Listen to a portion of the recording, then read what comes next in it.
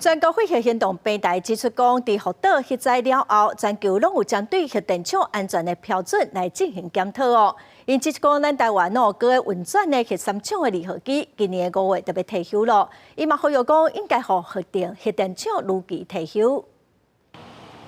台湾上尾一座各地运转的机组核三厂2号机，伫今年5月就要除役，到时台湾就无任何核电啊。环保团体早起以福岛核灾14周年做例，指出讲核灾嘛是同款的进行，当地都有嘛是无任何明显的进展，而且全球核能发电量嘛是逐年拢在衰退。话话讲，台湾的核电应该要如期来除役。很多人一直说什么要盖核电厂，或是要延役老旧核电厂，可是我们看到的是，过去我们核电厂在新建的时候，我们没有核电厂的一个选址规范，也就是我们核电厂居然像核三厂是活动断层直接通过。服役前72天发生了这个冷却塔的火灾，已经用了40年的老旧核电厂，应该要来主张就是如期除役。环团不满讲，在野党伫这个会期要修法来延长核电厂的使用年限，对40年延长到60年，但是关键问题亲像老化、成本、断层和核废料的处理等等，煞拢无讲。但是国民党表示讲 ，AIT 传出美方会当提供核能的协助。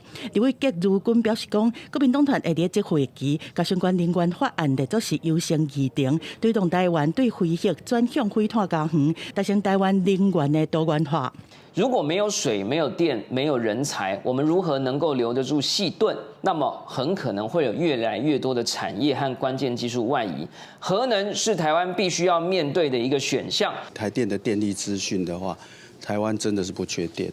那台湾缺的是绿电。那台积电它赴美，并不是因为台湾缺电的问题，最主要是因为，当然是因为一些政治压力。我们有一块非常大的潜能可以发展的就是地热。整个废核行动平台表示讲，反对核电来延役凊彩修法，宣布这会期会提出民间版的核安三法和核废选址法，呼吁应该先甲台湾的核电安全标准和先进国家来对付同齐，认真面对核废料的问题，才有资格来讲敢要继续来使用核电。公司新闻采访报道。